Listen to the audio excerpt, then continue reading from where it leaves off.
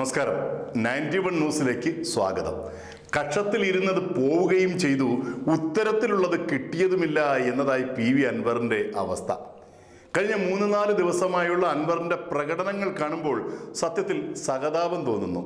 ഒരു ജനപ്രതിനിധിയായിരുന്ന ഇയാൾ എത്രമാത്രം അധപ്പതിക്കാം എന്നതിൻ്റെ തെളിവായി മാറുന്ന പ്രകടനമാണ് അൻവർ പത്രക്കാർക്കും ജനങ്ങൾക്കും മുൻപിൽ കാഴ്ചവെച്ചുകൊണ്ടിരിക്കുന്നത്. പിണറായി വിജയന്റെ വലങ്കയായി കേരളം മുഴുവൻ ഓടി നടന്ന് പിണറായിയുടെ ശത്രുക്കളെ ചീത്ത വിളിച്ചിരുന്ന അൻവർ പിണറായി സത്ത എതിർക്കാൻ തുടങ്ങിയത് മുതൽ പിണറായിയുടെ കണ്ണിലെ കരടായി മാറി. പിന്നീട് കറിവേപ്പില പോലെ വലിച്ചെറിയപ്പെടുകയും ചെയ്തു.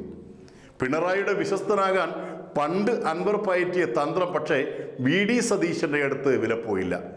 പിണറായിയെ തള്ളിപ്പറഞ്ഞ ഉടനെ UDF-ൽ കയറി വിലപേശി താൻ ആഗ്രഹിക്കുന്ന എന്ത് സ്ഥാനവും നേടാമെന്ന് കരുതിയ അൻവറിനോട് പോയി പണി നോക്കാൻ പറഞ്ഞു VD സതീശൻ. ഇക്കാര്യത്തിൽ കോൺഗ്രസിലെ 108 ഗ്രൂപ്പുകളും സതീശന്റെ ഒപ്പം ഉറച്ചു നിൽക്കുകയും ചെയ്തു. പിണറായി വിജയന്റെ വിശ്വസ്ത പദവി വഹിച്ചിട്ട് വേഗത്തിൽ പിണറായിയെ തള്ളിപ്പറഞ്ഞത് പിണറായി വിജയനും പ്രതീക്ഷിക്കാത്ത ഒരു തിരിച്ചടിയായി മാറിയിരുന്നു.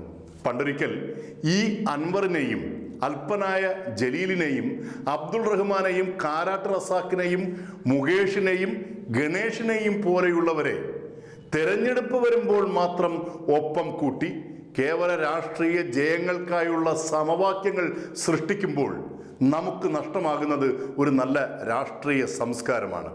പണ്ടൊക്കെ ഇടതുപക്ഷം എന്നാൽ നന്നായി വായിക്കുന്നവരും ലോകപരിചയമുള്ളവരും ജനകീയ പ്രശ്നത്തിൽ സജീവമായി ഇടപെടുന്നവരുമൊക്കെയായിരുന്നു.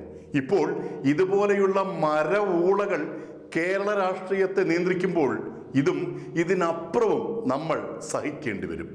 തികച്ചും അനാവശ്യമായ ഒരു തെരഞ്ഞെടുപ്പാണ് രാഷ്ട്രീയ നെറികേടിൻ്റെ പര്യായമായ PV അൻവറിൻ്റെ പ്രവൃത്തി കൊണ്ട് നിലമ്പൂരിൽ വന്നു ചേർന്നിരിക്കുന്നത്.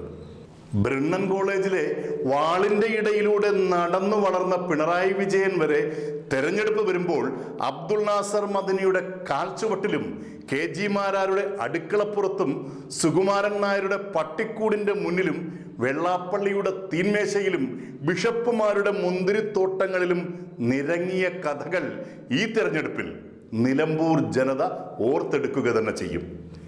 മലയാള ദേശത്തിന് വേണ്ടത് ബുദ്ധിയും പക്വതയുമുള്ള നല്ല രാഷ്ട്രീയ നേതാക്കളെയാണ്. ജനങ്ങൾക്ക് വേണ്ടി ജീവിക്കുന്ന അഹങ്കാരികൾ അല്ലാത്ത ജനകീയ നേതാക്കൾ.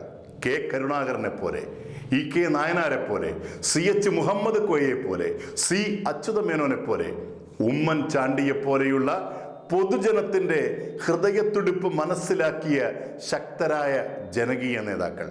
എന്തായാലും നിലമ്പൂരിൻ്റെ രാഷ്ട്രീയ ചിത്രം കൂടുതൽ സങ്കീർണമാവുകയാണ്.